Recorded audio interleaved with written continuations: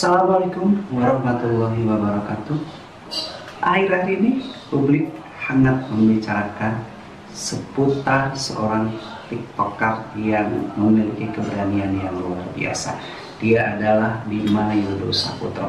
Bima disanjung oleh netizen karena keberaniannya mengkritik Pemprov Lampung. Dalam hal ini adalah pembangunan yang terjadi di sana. Dan tentu saja keberanian Bima ini mendapatkan apresiasi yang luar biasa dari netizen Indonesia.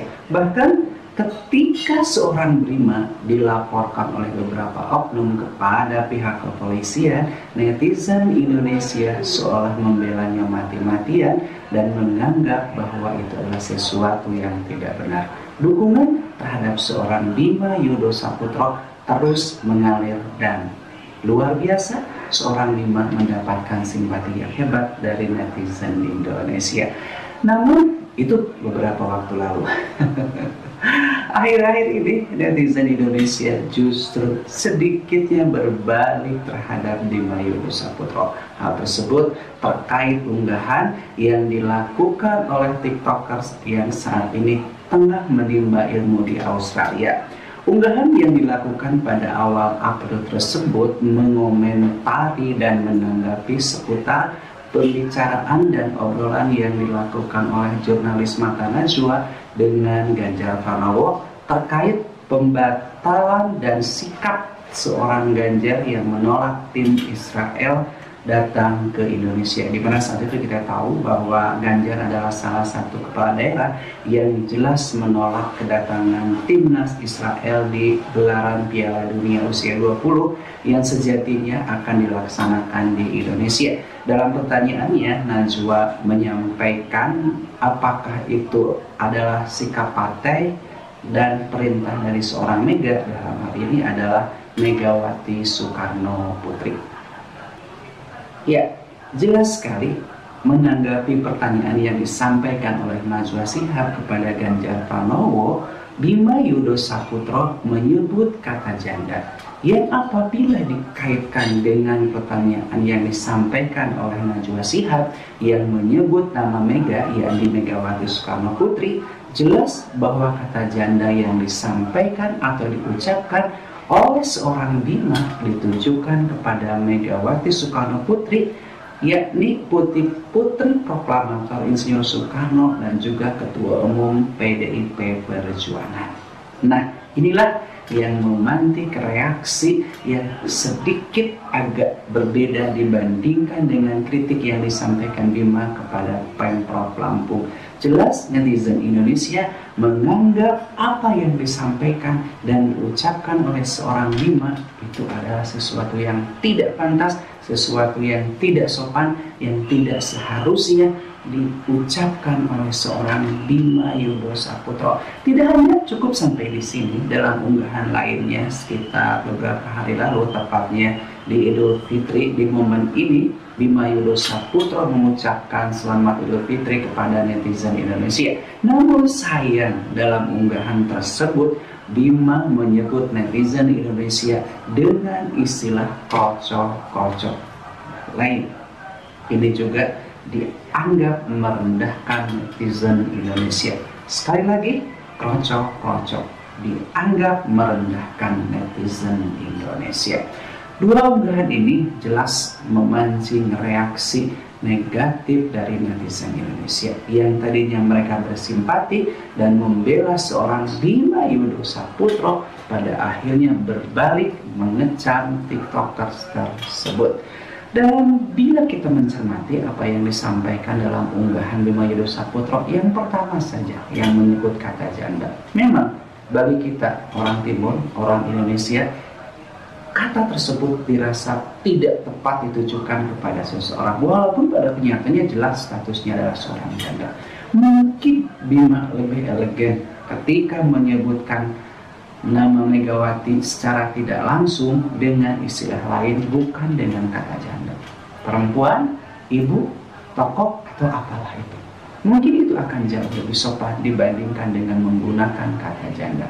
Atau dalam unggahan momen Idul Fitrinya, istilah krocok-krocok yang disampaikan oleh Bima terhadap netizen Indonesia Mungkin lebih indah jika yang bersangkutan menggantinya dengan sebutan yang biasa-biasa saja, tanpa dianggap itu menyepelekan atau merendahkan netizen Indonesia. Mungkin benar saat ini seorang Bima Yudho Saputro tengah mengalami star syndrome.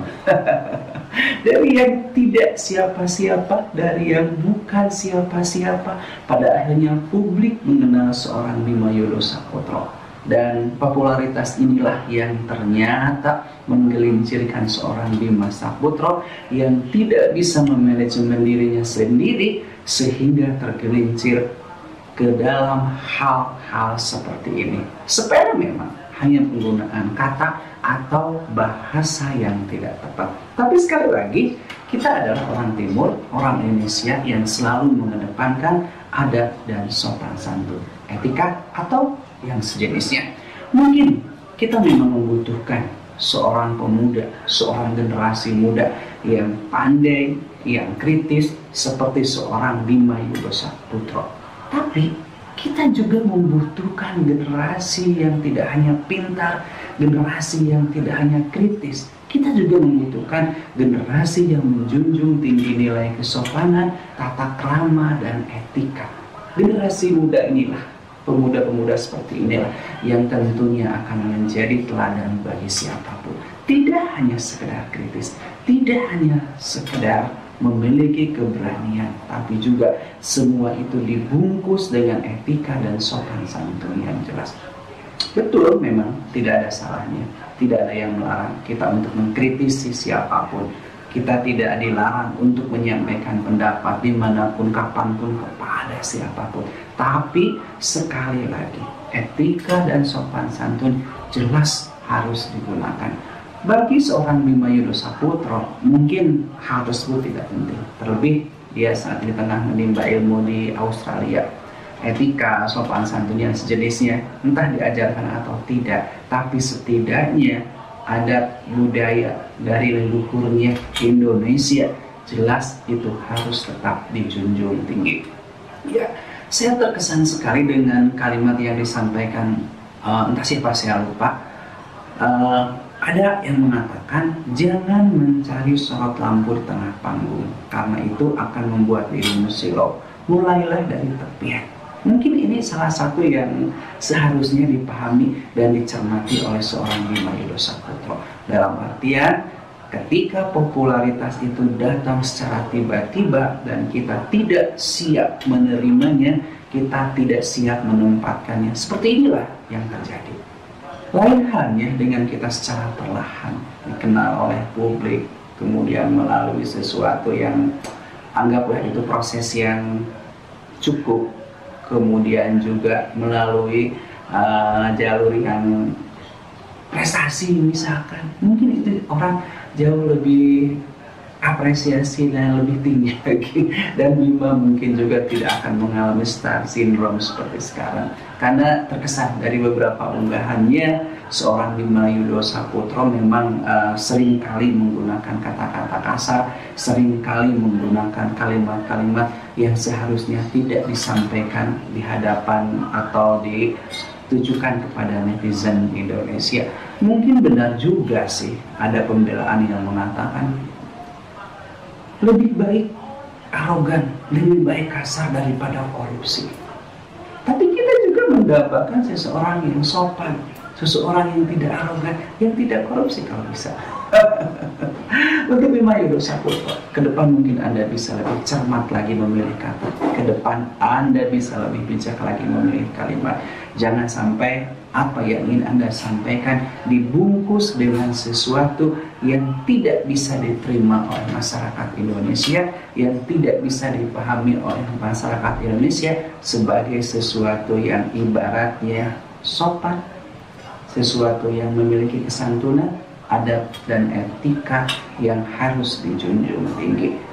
Kami, saya dan netizen Indonesia tidak melarang Anda untuk kritis, tidak melarang Anda untuk menyampaikan pendapat kepada siapapun, kepada perorangan, pemerintah atau siapapun itu. Monggo, silakan sampaikan itu semuanya.